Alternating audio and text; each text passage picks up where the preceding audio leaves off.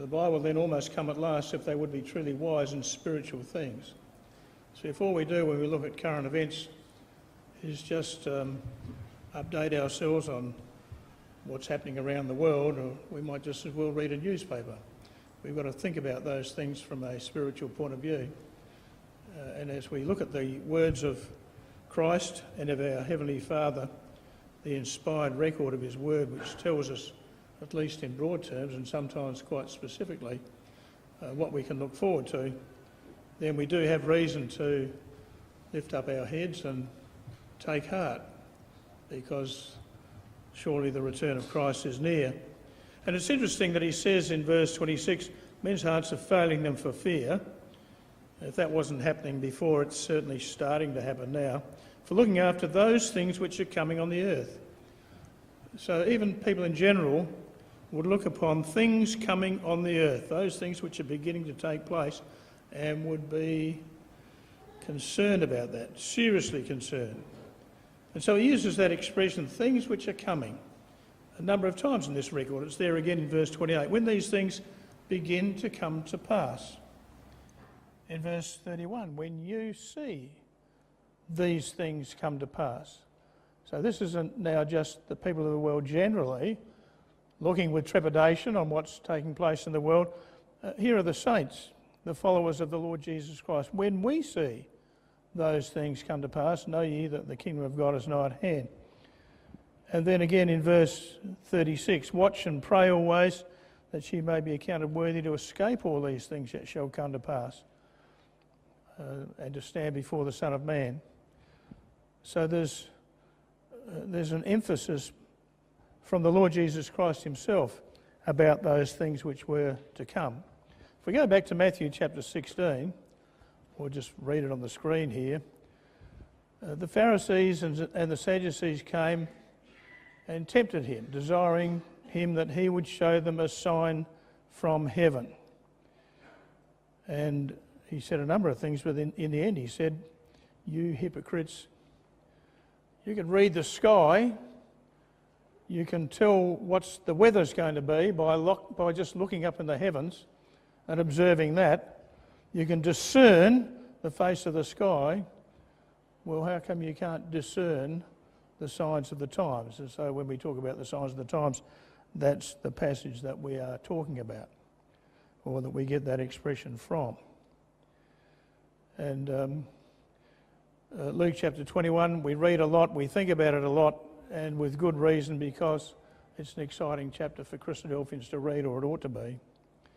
In verse 25, he said that there would be signs in the sun and in the moon and in the stars, in the political arena, and upon the earth there would be distress of nations with perplexity, that word which we know means without a way, without any avenue of escape, just perplexing, just people looking at that and saying, well, what on earth do we do now?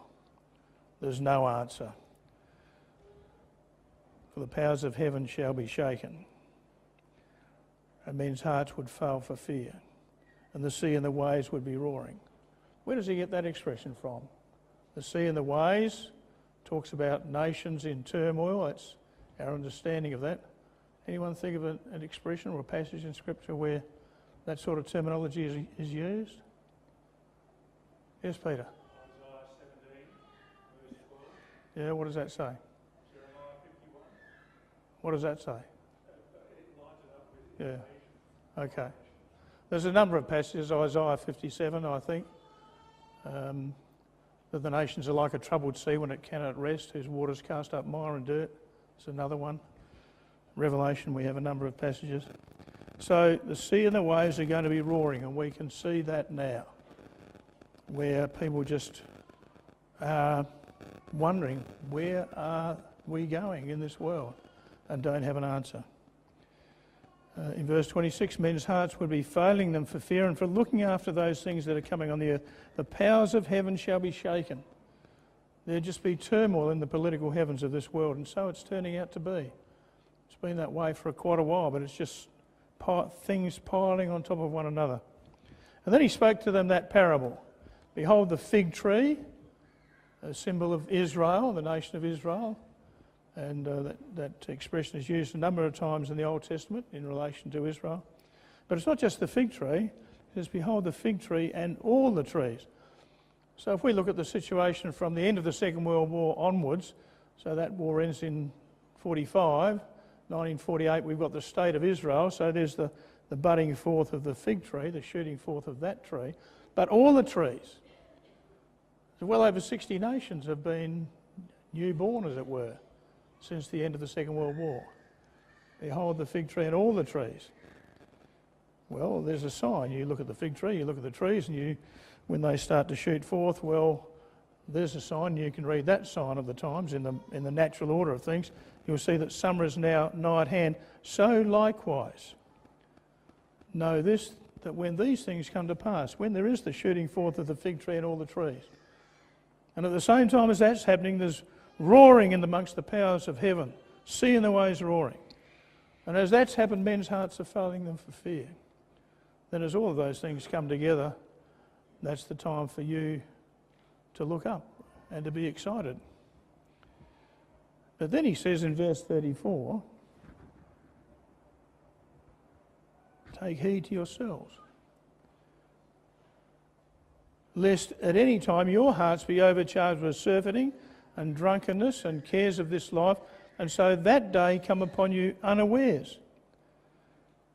And so he's given us a number of signs to watch for, and so these are the things that are going to be coming to pass, but just be careful, because it may very well be that you, my followers, might be engaged in these things, overcharged with surfeiting, involved in the things of this life, looking to see how we can better our circumstances in this world. Time to upgrade the motor car, do up the house, do all sorts of things. And even worse, might be overcharged with drunkenness and the cares of this life. We could end up in an even worse situation if we involve ourselves not with the ecclesia and our brothers and sisters, but with our friends in the world perhaps, or at work. So watch out for that, he says. Don't let that day come upon you unawares. He talked about that day before, a few chapters back in Luke 17, when he's spoken about the days of Christ and the day of the Son of Man. Well, that day is going to come. Be careful, he says. Take heed to yourselves. Don't just look around, look inwardly. Engage in some introspection, some self-examination. Consider what's happening in your own life. What are you letting yourself get away with in the last days?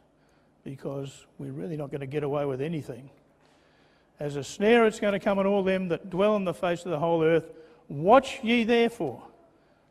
So look at all the things coming to pass. Look at these signs that I've given you. Then take heed to yourself and then watch. So look inwards and then be alert and watch. Pray that ye may be accounted worthy to escape all those things and stand before the Son of Man. So there's a perspective there, a context for us to think about as we look at what is taking place in the world. And so, well, what about Israel first? There's the fig tree shooting forth. Now, for those of us, and there's a few in this room who can look back to 1967, the Six-Day War. That was only 50-something years ago. And when that was all taking place, that amazing event, and we were watching it all happen, and I was only a bit of a kid at the time,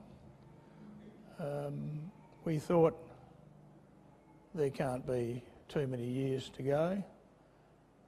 10 years? Nah, couldn't possibly be that long before Christ returns. And here we are, and 50 years or so has passed. And one of the things that we've got to watch and take heed to as we look at ourselves is that we don't say, my Lord delays his coming. So I can engage in a little bit of that sort of behaviour that we read about, that we need to take heed of. So there's Israel. When the Six-Day War took place, Israel was a fairly poor country.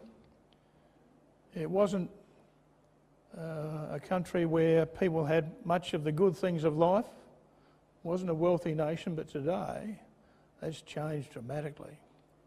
That has absolutely changed dramatically. Well, Ezekiel suggested to us in Ezekiel 38, not only all those other things that we take out of Ezekiel 38, but just looking at what the record says about the state of Israel and the circumstances of it, we can see that here is a nation which is not doing too badly at all. So in verse 8 of Ezekiel 38, after many days thou shalt be visited, in the latter years thou shalt come into the land that is brought back from the sword, is gathered out of many people against the mountains of Israel, which used to be always waste. The implication is not so anymore.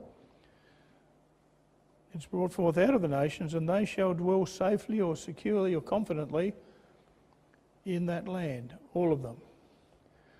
Well, you don't live securely or with a sense of safety, generally, in that place in the middle of the Middle East, with all the hostility all around, unless you're in a pretty good situation. It's, verse 11, a land of unwalled villages, where people dwell at rest, that dwell securely. And they dwell without walls and having neither bars or gates. They're not in a bad state, really. And verse 13 tells us that this northern power will come with a purpose, to take a spoil, a prey, silver, gold, cattle, goods. More than that, all of those things together, a great spoil. So Israel will be a wealthy nation. And so today it is, remarkably so. So in the realm of agriculture, there's a map, and you may not be able to see it too clearly. If I was sitting up the back, it'd just be a bit of a blur to me, but fortunately I've got it in front of me. So there's a map which just shows the sorts of agricultural elements that apply in the land. The dark green territory, if you can see that clearly, is mostly orchards. You can see little spots of green up around Tel Aviv, down in the south in the Negev, and along the borders of Gaza, to the east and to the north. The red which is there to indicate greenhouse crops. And the lighter green areas is pasturage, fields and cropping. There's just a few pictures. There's the greenhouse at work. Just amazing things have been done so that people from India and all over the world, people are just flocking to Israel to say, how can we get our agriculture to the standard that yours is in this tiny country? Now, it wasn't so long ago, 2 or 3 years, really, only a few years, that we were reading about Israel being in drought, about the water coming from the Sea of Galilee down the Jordan, had so much draw upon that there was hardly anything dribbling out at the bottom end of the funnel, that they were in dire straits. But again, that circumstance has changed, and Israel now has all the water they need. They've got excess water, if you like. They're sending water to Palestine and across the border to a degree to Jordan to supplement their situation. And now they've built, so far, 5 major desalination plants along the Mediterranean coast. From Ashkelon in the south, you can see them there. Ashkelon, Ashdod, Palmachim, Sorek, Hadera, which is near Tel Aviv in the north or the mid-north. And down the bottom in the middle there, you'll see until 2013, when these were starting to come online, they had the capacity for 600 million cubic metres per year. MCM stands for million cubic metres. And try and picture that. I tried to picture it. I was sitting at my desk the other day thinking a metre by a metre by a metre, and think about 1 million. It wouldn't take too many to drown me in that study. And 600 million cubic metres. And by next year, they're saying 750 million cubic metres per year will come from those facilities. Not only that, there's a schematic, that little pie chart, which tells us approximately how much water they use in a year 2,076 million cubic metres, and they're considerate enough to devote 23.4 million cubic metres for nature, I guess, just to splash around the countryside in the parks and gardens and so forth. So the orange is domestic use. 35% of the total water availability in Israel goes to domestic use, 733 million cubic metres. Small amount, 6.7% relatively, 138 million cubic metres to industry. And then that green section is the largest, 58%, 1,205 million cubic metres a year for agriculture. And you'll see the sort of grey bar going around the outside, and that's the thing tells us that's recycled and brackish water. Israel recycles well over 80% of all of the water that they use domestically and industrially. It's the highest in the world by a long, long way. Australia is about 5%, I think, between 5 and 10, very low, over 80%. So a huge percentage of the water that they use in one application can then be reused for agricultural and other purposes. And of course they still have, when it does rain, they get a bit of water from that, and the water which comes down the Jordan, they have the national water carrier, the main pipelines channeling that water all through the country. And so their position has just changed dramatically, so that water is now not a concern. When they used to have restrictions and all sorts of problems, those problems are gone. They got more water than they know what to do with, because they planned for it and executed the plan, and that's how you get things done. So Israel's economy, there's the graph from 2012 up to 2022. Well, obviously the last 2 or 3 years on that graph are what they think the projections will end up being.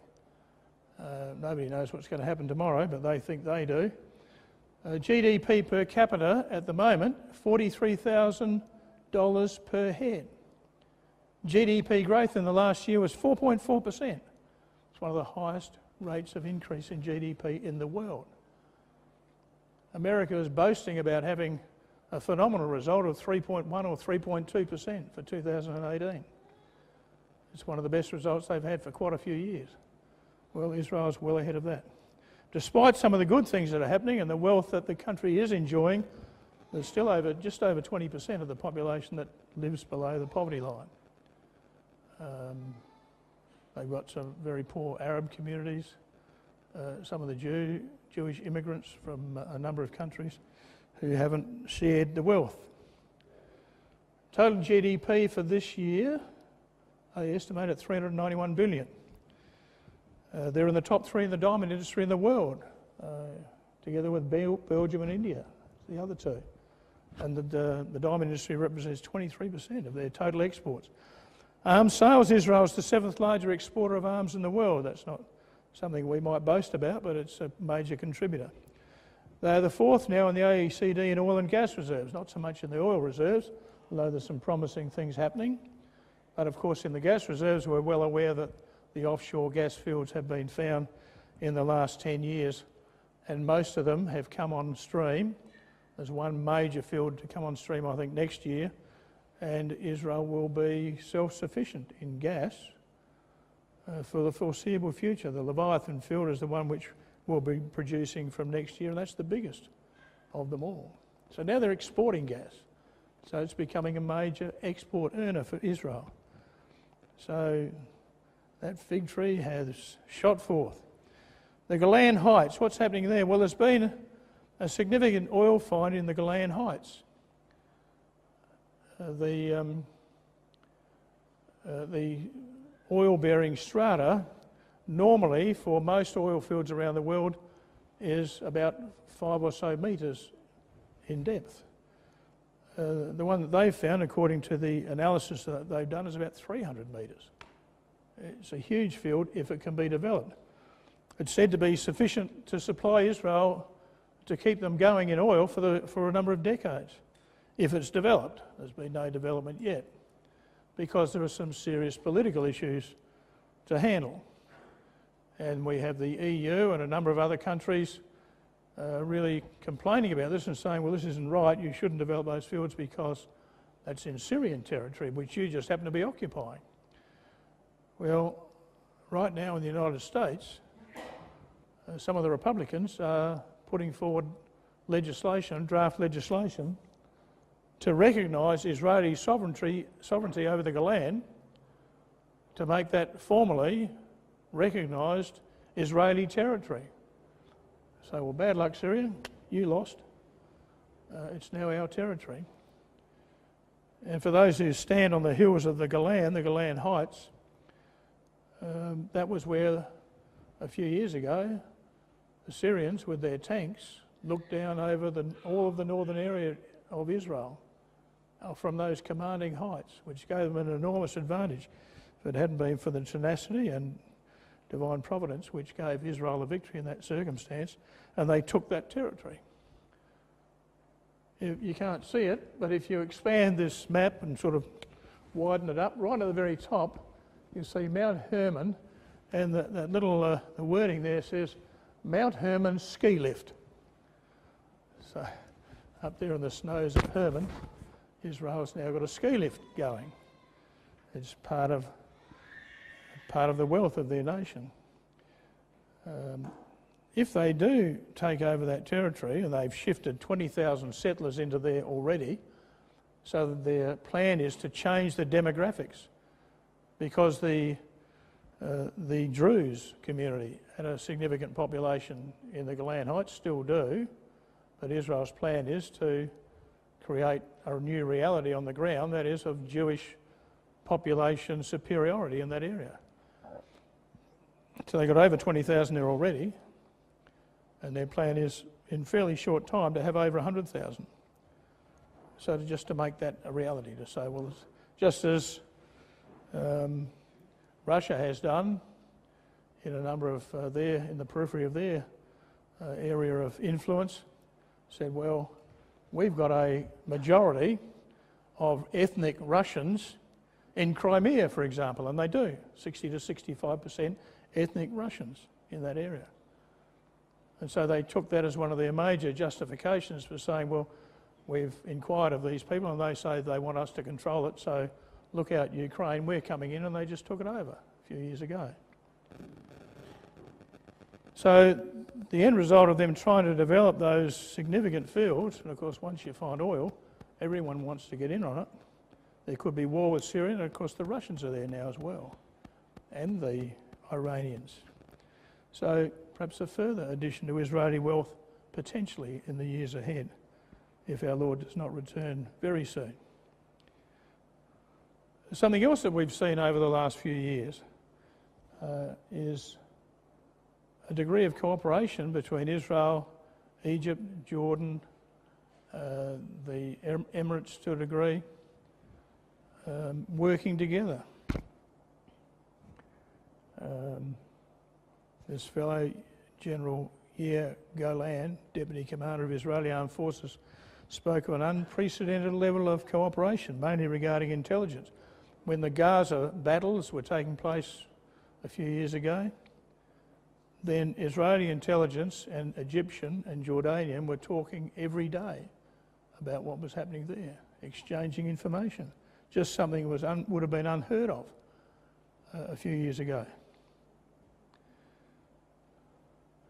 Well, I won't read all of that massive type there, but the reality is that since the Lebanese war and since the war in Gaza, there has been a rearmament from Iran in particular and others as well, so that Lebanon, the Hezbollah group in Lebanon in particular, have now got tens of thousands of missiles aimed at Israel, more than they've ever had before, by a long way. And not just like a backyard firecracker where you stick it in the bottle, light the fuse and it goes off and goodness knows where it's going to go. That was almost the level of technology behind the rockets that Lebanon or the Hezbollah were firing about 8 years ago. But these I'll just read this little section. It says, the worst news is that these rockets are being turned into smart rockets. The Iranians took the Zilzal-2, whatever that is, turned it into a guided rocket. The third generation of it contains a homing sensor and a GPS. And the commentators, the Israeli commentators say, well, these guided missiles with significant warhead capacity could be devastating to Israel if thousands of missiles come floating down upon them. Now, I won't go through that. That's some of the Hezbollah missiles of all sorts, a lot of them used by Iran as well. And of course they say, well, there's the Iron Dome defence. And if you sort of follow some of the things which have been happening when Hamas in Gaza fires these missiles into Israel, we say, oh, it was shot out of the sky by Iron Dome. And what the Israelis do, they've got a radar unit, a sensor. They can see that missile as soon as it's fired. They see the trajectory of it. They can calculate with their battlefield computers, that's going to land at this GPS point. That's in the open fields. We'll let that one go. But if the trajectory is taking it into populated area, they'll try to shoot it down, and mostly they do. Been very successful at that.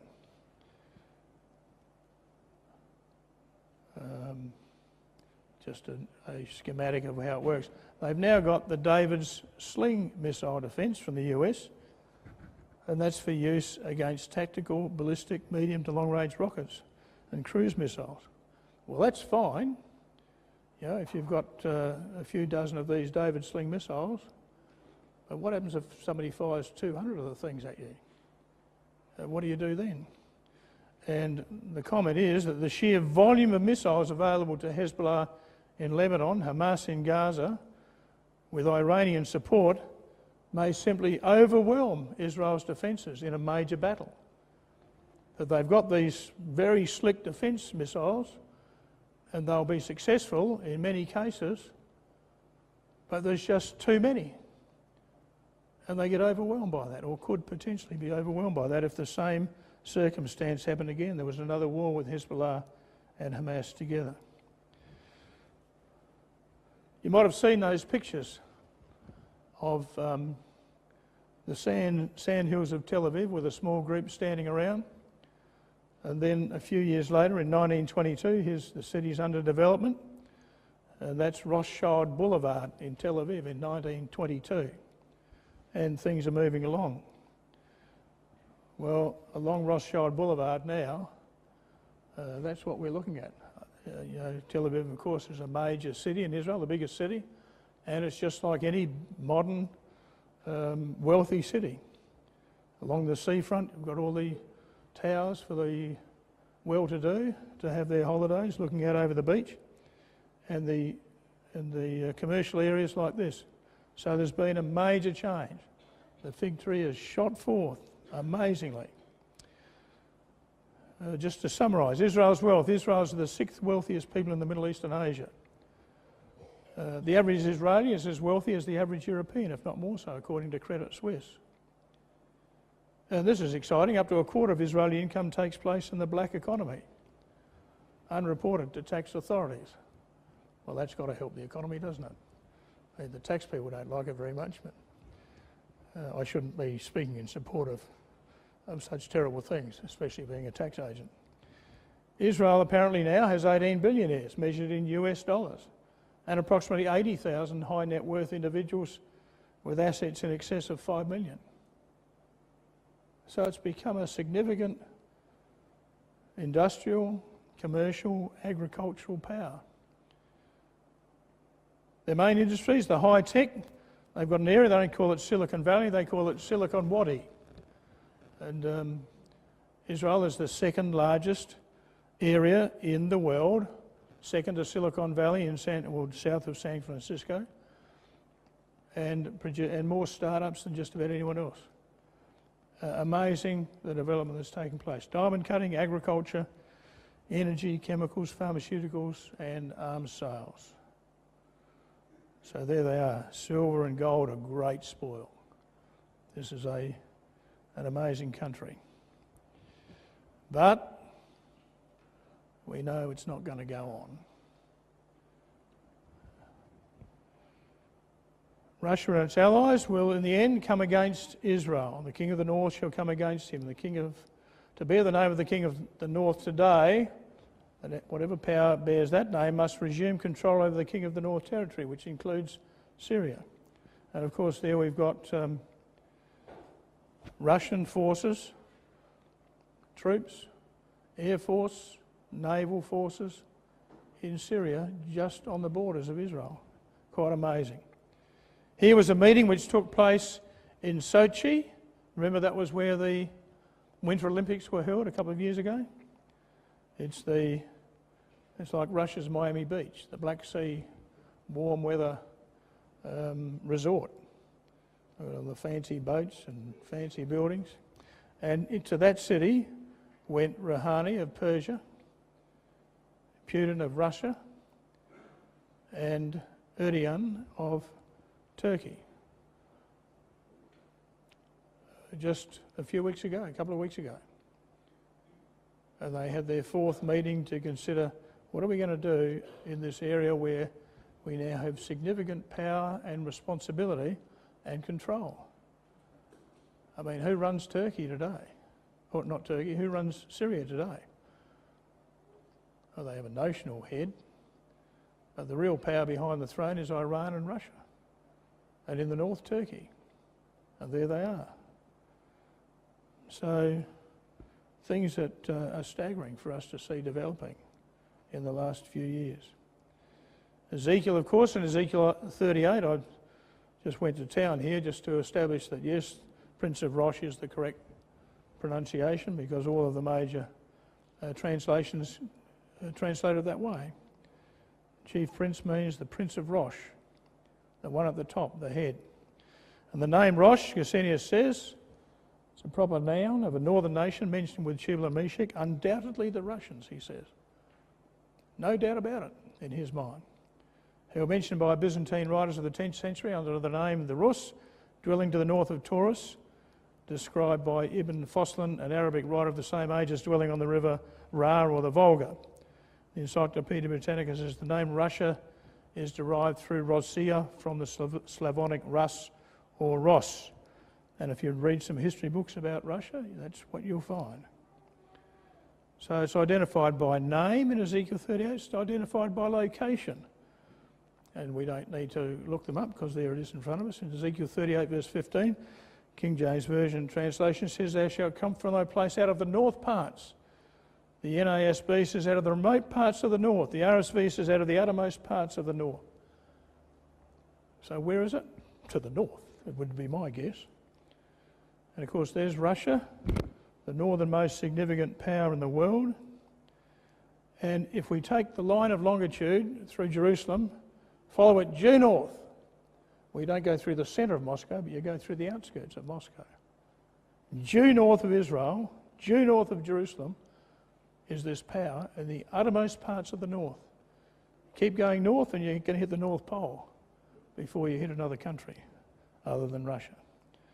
So there it is. There's the Russians in Syria. They brought in fighter planes, troops. They've expanded some of the some of the airports to accommodate their planes. They've had submarine and surface ships rotating through the ports of Tartus and Latakia on the Syrian coast. So between Lebanon and Turkey in the north, there's a section of only about 60 or 70 k's, but just enough for Syria to have warm water ports, which the Russians have wanted for 200 years. Latakia Air Base, they're developing that. There they are, Latakia, Tartus, and one of the big military airports just outside Damascus and in other places through the country as well. Well, now that Trump has said, well, we're pulling all the troops out of Syria, we're going to get rid of them quickly. Then a few of his military people tapped him on the shoulder and says, can we change quickly to slowly? And apparently he's been persuaded, so he's gradually taking those troops out. But his plan, he said it before he was elected, he wanted to finish US involvement in the Middle East. He wanted to get the troops out of Afghanistan and out of Syria. His goal was to get all of them out. He said, we've spent trillions of dollars over the last 10 plus years. And what have we got to show for it but a lot of dead people? Nothing much else. Well, what he doesn't fully understand, of course, he hasn't maybe read Daniel chapter 11. He doesn't understand the implications of what's going to happen. And he's leaving the door open. If the US is there, the Russians have mercenaries, just like the Americans had a number of sort of ex-military specialists that would then join commercial organisations and did a lot of work in Afghanistan and in Iraq particularly. And Russia looked at that and said, that's not a bad idea, we'll do that too. So they formed mercenary groups that go in with their own troops, or instead of their own troops. And in Syria, there was a US air base, or a US base, with their Syrian allies, and over 200 of these Russian soldiers in the guise of mercenaries so that they could be denied, no, these aren't really Russian soldiers, but they were Russians, and they attacked this base. They were wiped out. The Americans just blew them away, wiped them out to a man, destroyed them all. They're a ferocious military power, but they're going. They're leaving. They're leaving a vacuum behind. Daniel 11 verse 40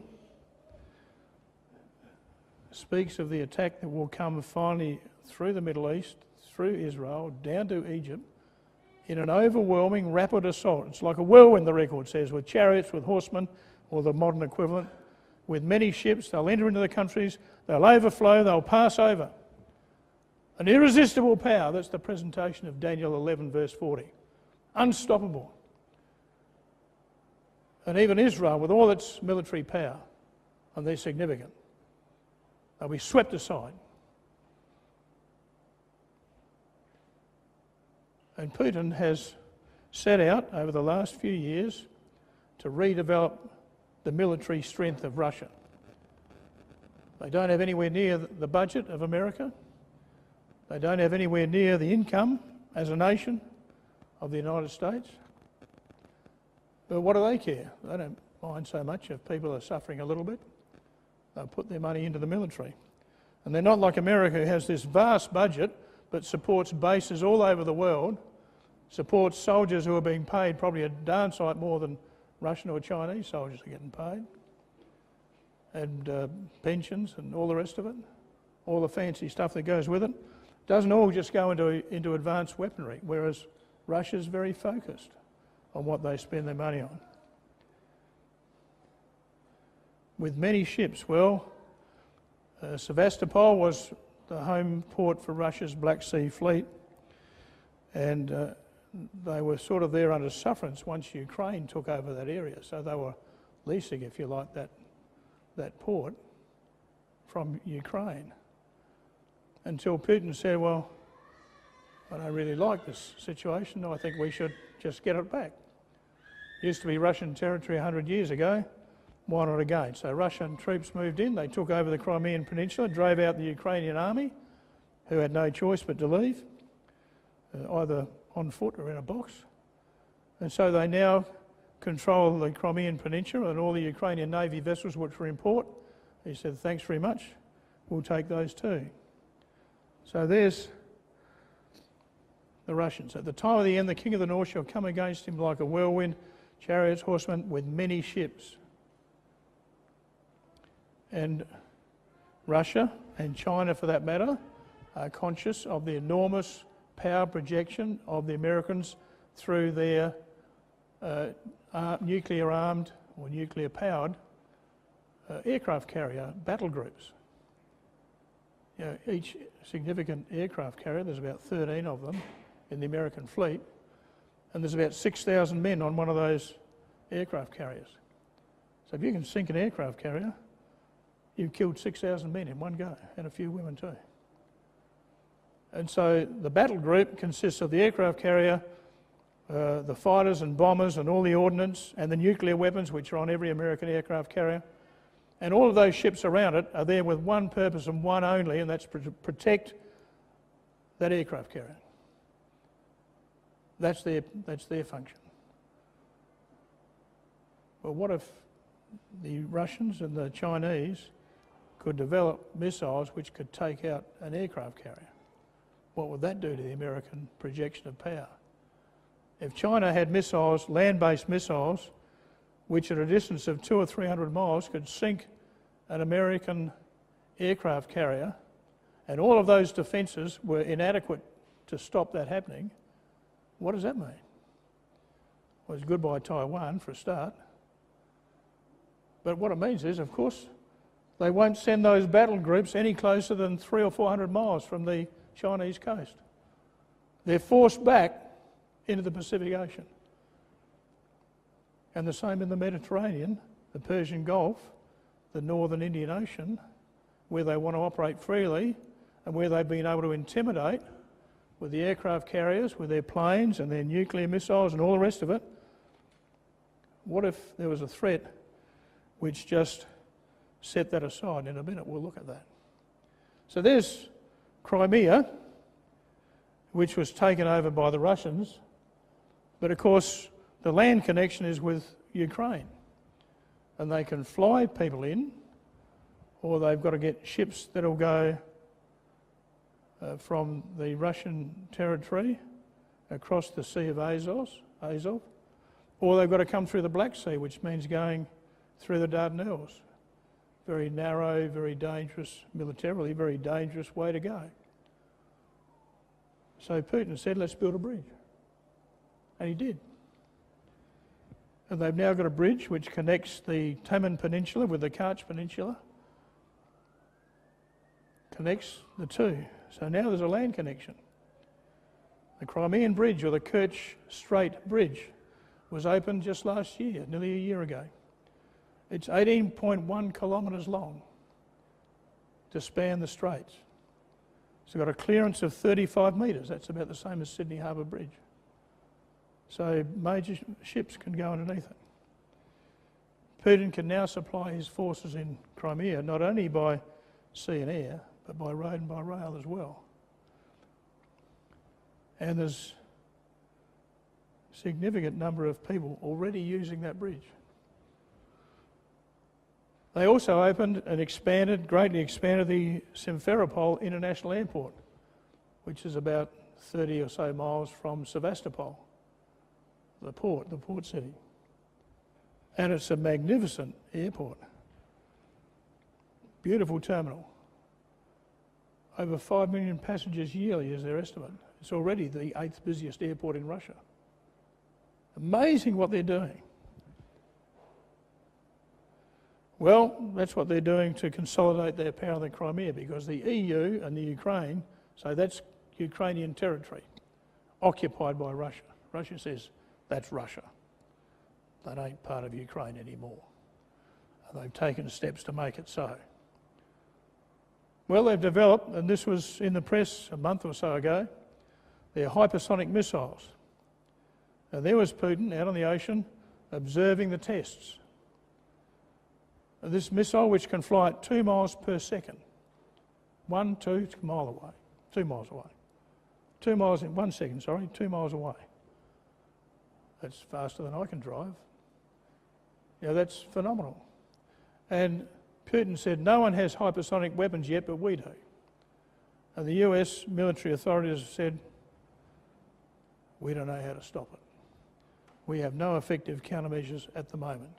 Now you can be sure that they're working day and night, flat out, to develop countermeasures against it, but they may not succeed. These missiles may just prove to be unbeatable. It's almost like stopping a bullet in midair. It's just a phenomenal thing. They've got this super fast, super cavitating torpedo, they call it. So they have a gas production thing in the nose cone, which produces these bubbles, and gets the water out of the way, and the torpedo just goes flying through that water. China's developing this similar thing. Very much faster, 200 knots, 370 kilometres per hour for a torpedo. That is unbelievable speed. And again, what do? The advantage at the moment is it's very short range. It only goes about 10 k's before it runs out of steam. And they can't use sonar guidance to sort of get it back on track. So it's limited right now. But Russia is working on an improved version to have one which will go a lot further than 10 k's. So this is the sort of weaponry that they're bringing to bear. Just amazing. And meanwhile, US military are getting a pay rise because the defence budget went up by 70 billion, who knows? Huge amounts of money. 670 billion, I think, is their annual defence budget in the US. But they've got a lot of things to spend that money on before they even get to the weapons like that. Well, there's Europe, and there's the gas pipelines. We've seen pictures of these presented at current events nights before. But there's the percentages supplied by Russia, starting at 100% for the Eastern European countries. Lithuania, Estonia, Finland, Latvia, all 100% of their gas comes from Russia. Bulgaria, Slovakia, Hungary, over 80% for each of those. Slovenia and Austria 60%, Poland 59%, Turkey 59%, Czech Republic 57%, Greece 56%, and Germany even 37%.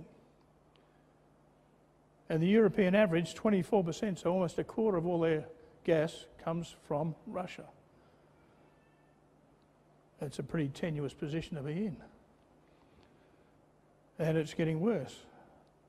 You know, Russia's just about finalised, may have finalised the Nord Stream, the northern gas supply underwater pipeline, so they don't have to go through Ukraine and have the Ukrainians, who are their enemy now, turn off the tap. Well, the Ukrainians can't touch it. It goes underwater to the north.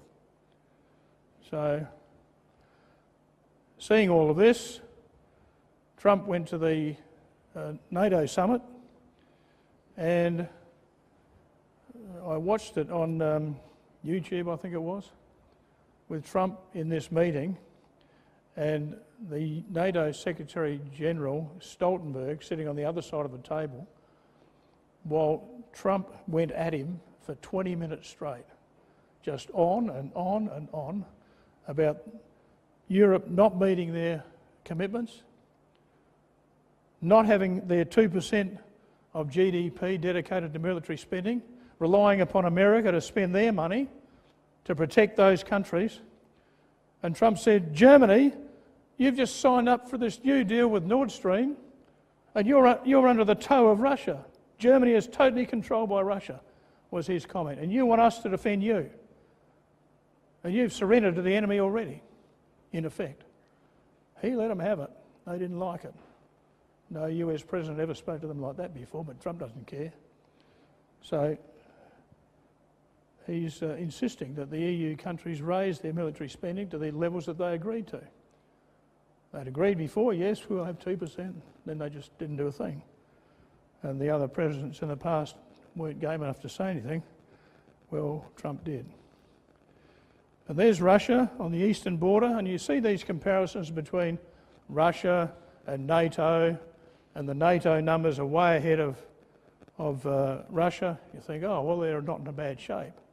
But they're way ahead of Russia because of the United States. What if the United States doesn't come when they're called? What if the phone rings in Washington and Trump says, no, you're not paying your own way, you figure it out yourself. Now, I don't know if that'll happen, but... So here's the forces that Russia's got lined up on the border with Ukraine. Now, Ukraine is not a pushover. They've got significant forces and they will fight to defend themselves. 80,000 soldiers, 270 tanks, 180 armoured vehicles, 90 helicopters, 380 artillery pieces, 140 military aircraft, 19 ships. And they're just the ones on the border.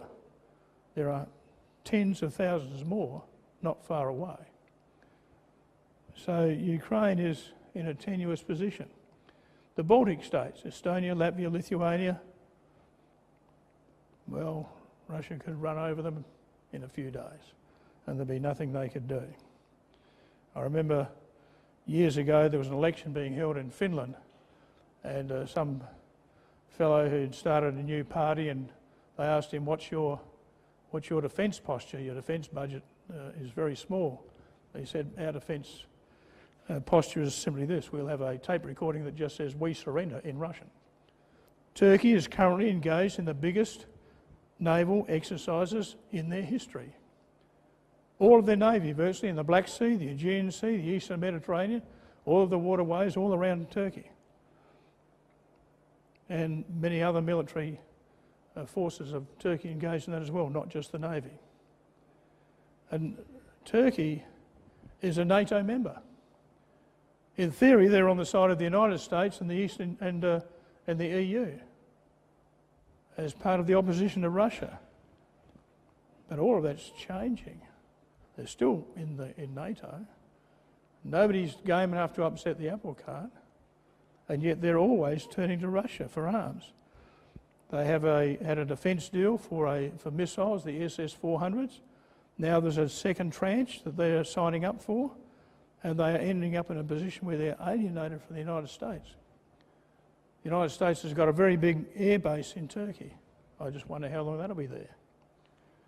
In Libya, there are these Russian mercenaries, they call them, 300 or so, operating in Libya and supporting the Libyan rebel group, which occupies, if you've seen much on Libya lately, there is the official government, which occupies half the country on the west, and there's this rebel group which occupies the eastern half, and they seem to be winning. And Russia is supporting them because they want some deep water, warm water ports for Russia in the Med. So Tobruk, we remember Tobruk, the Australians who fought there in the Second World War, and Dern, two ports on the eastern shores of Libya. In the Sudan, there are also Russian mercs operating there, carrying out training for the Sudanese military. And we go to Ezekiel 38, and there they are, Libya, Sudan, and Tagama, Turkey. So it's all coming together. We need to watch, we need to listen. Christ said, take heed, didn't he? We remember that, we read that earlier. Watch and pray always, that we might be accounted worthy to stand before the Son of Man. Because all of these things, as we look up and lift up our heads because our redemption is drawing nigh, that's true. It is. And every month and year that passes, we get closer. We keep saying that, but one day it'll happen. The day of Christ. That day, said Christ, will come. How are we going to respond to the words of our Lord?